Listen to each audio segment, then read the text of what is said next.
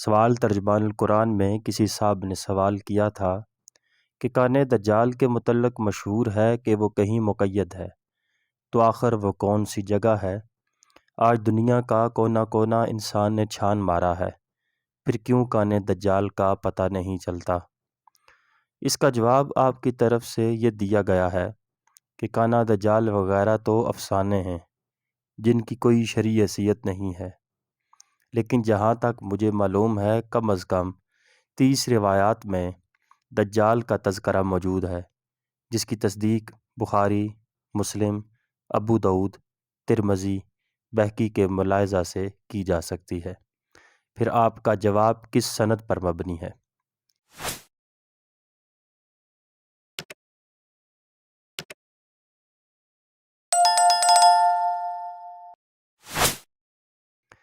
جواب ارشاد ہوا،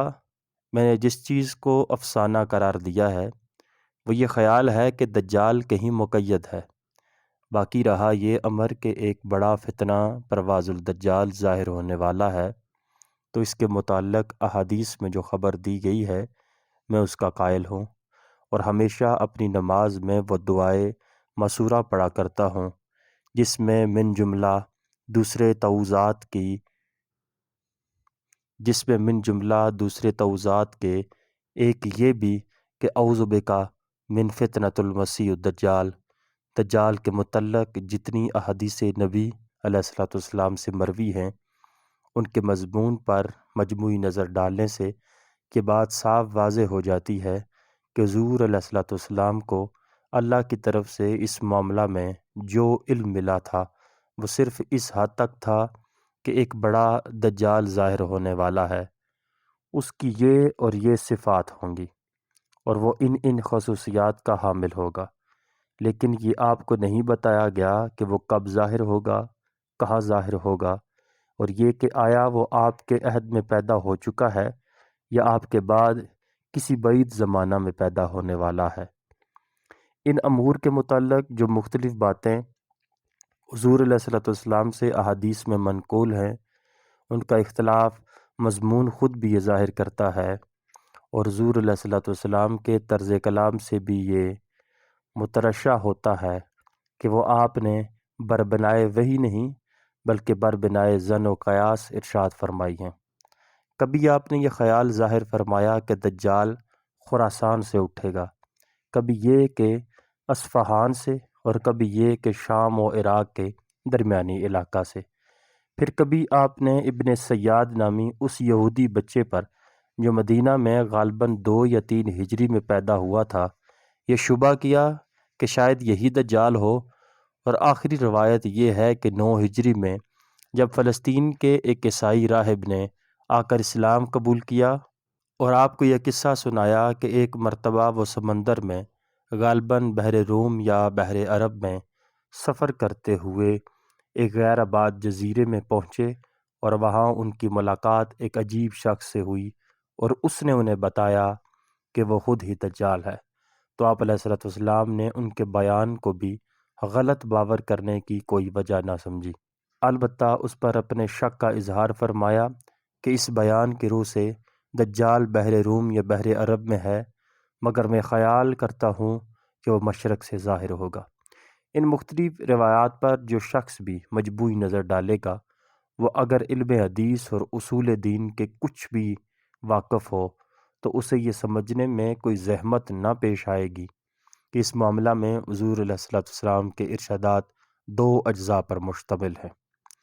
جزو اول یہ ہے کہ دجال آئے گا، ان صفات کا حامل ہوگا اور یہ فتنے برپا کرے گا۔ یہ بالکل یقینی خبریں ہیں جو آپ علیہ الصلوۃ والسلام نے اللہ کی طرف سے دی ہیں، ان میں کوئی روایات دوسری روایت سے مختلف نہیں ہیں۔ جزو دوم یہ ہے کہ دجال کب اور کہاں ظاہر ہوگا اور وہ کون شخص ہے۔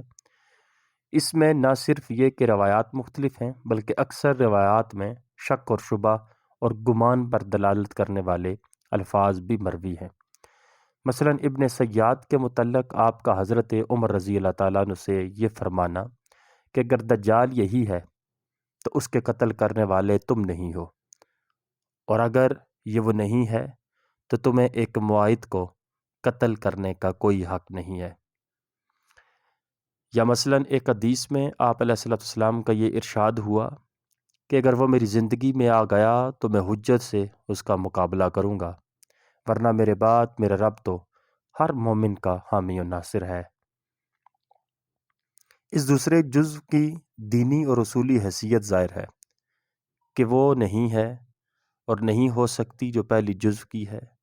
جو شخص اس کی بھی تمام تفصیلات کو اسلامی عقائد میں شمار کرتا ہے وہ غلط کرتا ہے، بلکہ اس کے ہر حصے کی صحت کا دعویٰ کرنا بھی درست نہیں ہے۔ ابن سیاد پر آپ کو شبہ ہوا تھا کہ شاید وہی دجال ہو، اور حضرت عمر رضی اللہ تعالیٰ عنہ نے تو قسم بھی کھائی تھی کہ یہی دجال ہے، مگر بعد میں وہ مسلمان ہوا، حرمین میں رہا، حالت اسلام میں مرا، اور اس کی نماز جنازہ مسلمانوں نے پڑھی۔ اب اس کی کیا گنجائش باقی رہ گئی کہ آج تک ابن سیاد پر دجال ہونے کا شبہ کیا جاتا رہے۔ تمیم داری کے بیان کو حضور علیہ السلام نے اس وقت تقریباً صحیح سمجھا تھا، مگر کیا 1350 برس تک بھی اس شخص کا ظاہر نہ ہونا، جسے حضرت تمیم داری نے جزیرے میں محبوس دیکھا تھا، یہ ثابت کرنے کے لیے کافی نہیں ہے کہ اس نے اپنے دجال ہونے کی جو خبر حضرت تمیم کو دی تھی وہ صحیح نہ تھی۔ حضور علیہ السلام کو اپنے زمانہ میں یہ اندیشہ تھا کہ شاید دجال آپ کے عہد ہی میں ظاہر ہو جائے یا آپ کے بعد کسی قریبی زمانہ میں ظاہر ہو، لیکن کیا یہ واقعہ نہیں ہے